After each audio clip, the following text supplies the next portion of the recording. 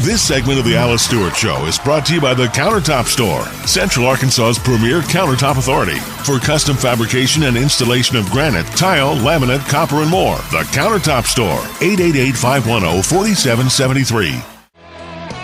And we're back on the Alice Stewart Show, 7:20 on a beautiful sunny Monday morning here in Central Arkansas.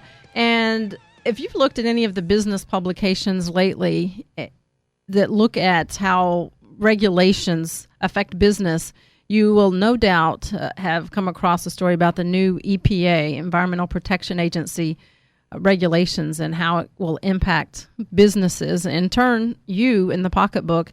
And there's a new article on money.com, and it talks about new EPA ozone regulations could be the costliest in U.S. history.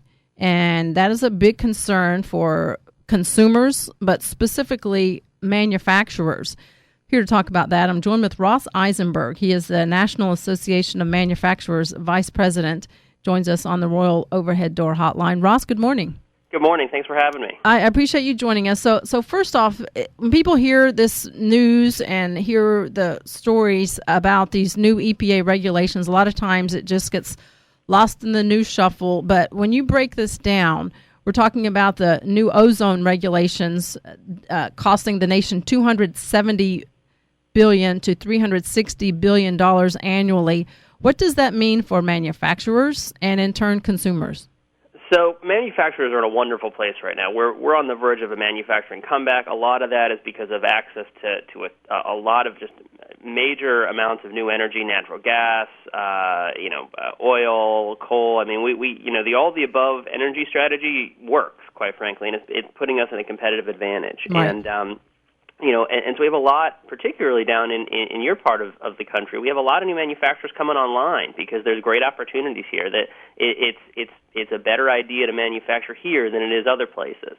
At the same time, we have this sort of endless string of regulations that's been hitting us over the head for the past how many years. And so, the way we sort of look at this, so this one, ozone regulations, would be easily the most expensive regulation in the history of the United States. I mean, by a factor of like 10. It's nothing even comes close. And they would, frankly, because most of the technologies that are available to comply with it have already been done. All your power plants in Arkansas have already pretty much given what they're going to give on this one. They've put in the technologies that exist. They've done the controls that are going to exist.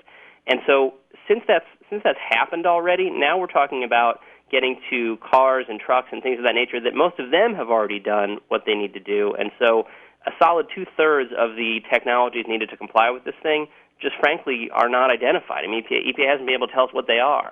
And so when you get to that point, you have to get really creative really fast, and that's what our economists did. They tried to figure out what you would really have to do to get all of those, all of that out of the environment. The two-thirds still needed to comply with this regulation, and that's frankly why it becomes $270 billion a year. We broke them down at the state level. Arkansas's numbers are pretty scary looking. If EPA goes to the levels we think they're going to go to, and they're proposing this regulation in December and has to be final by the end of next year, Arkansas could be looking at about 10,500 lost jobs, $240 million in total compliance costs, about $500 for the average family that they would normally be spending on food every year and things of that nature would now be they'd have to spend it to comply with these regulations, either to make their car run better or something like that. It would knock out a solid three-quarters of the coal-fired power plants that survived the last regulation. So it's a very, very big deal. And then, of course, your energy costs would go up anywhere from 15% in households to close to 50% for manufacturers. Natural gas prices would go up 32%.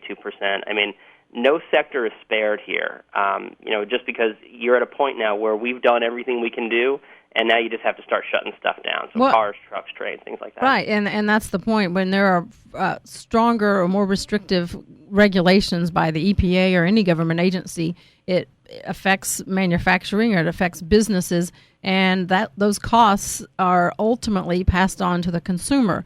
But let me ask you this, Ross, when we're talking about these latest suggestions or recommended EPA regulations, and this is about really regulating what's put out into the environment. What are specifically just a couple of these regulations that they're looking at? So we already, over the past few years, have had regulations to deal with mercury emissions from power plants, for hazardous air pollutant emissions from manufacturers. We've had new air quality standards for soot, for particulate matter. We're doing greenhouse gases. Literally right now, you can actually comment on that with the EPA right now, which is a humongous regulation. That one, I think, is the fifth biggest regulation in the history of regulations that would deal with power plant greenhouse gas emissions. This next one, and so we have that as the lens to look through here, right? So these have not been without a cost. And yes, the manufacturing sector is doing well, but these have been new costs that we don't have in other places. And so now we're looking through that lens of all of these sort of cumulative costs, and we have coming at us in December quite possibly the biggest and most expensive one ever by a lot. So the total cost of regulations that was measured a couple of years ago is about $1.75 trillion. Over the lifespan of this one coming in December, it would be double that. It would be double the cost of all the other regulations combined over the course of the 20 years that it would be implemented. So, it's for all of these reasons that we're very, very nervous. We actually asked our economists to do two things. We said, figure out how much this is going to cost, and also figure out what EPA can do to actually get this right. What do they need to do to supplement the record? What do they need to do to make this regulation better? Because at the end of the day, we want clean air, we want clean water, we all do. But we need to have that balance between the economy and the environment so that we're not just tanking the economy for very, very minimal gains. Right. And absolutely. Yeah. I think that's the key is, granted, everyone wants clean air, everyone wants clean water, everyone wants a nice, safe environment, but at what cost? And I think the key is for folks to educate themselves on the issue. You can go to your website, nam.org /ozone. That's the National Association of Manufacturing, and find out great details and great graphics and information on this. But the big question, Ross, is that these regulations that EPA is looking to implement or to try and pass, are they even attainable? So it's pretty clear that they're not. I mean, we're at a point now where there's a certain amount of ozone that just exists in the environment, right. And from fires and from plants and things of that nature.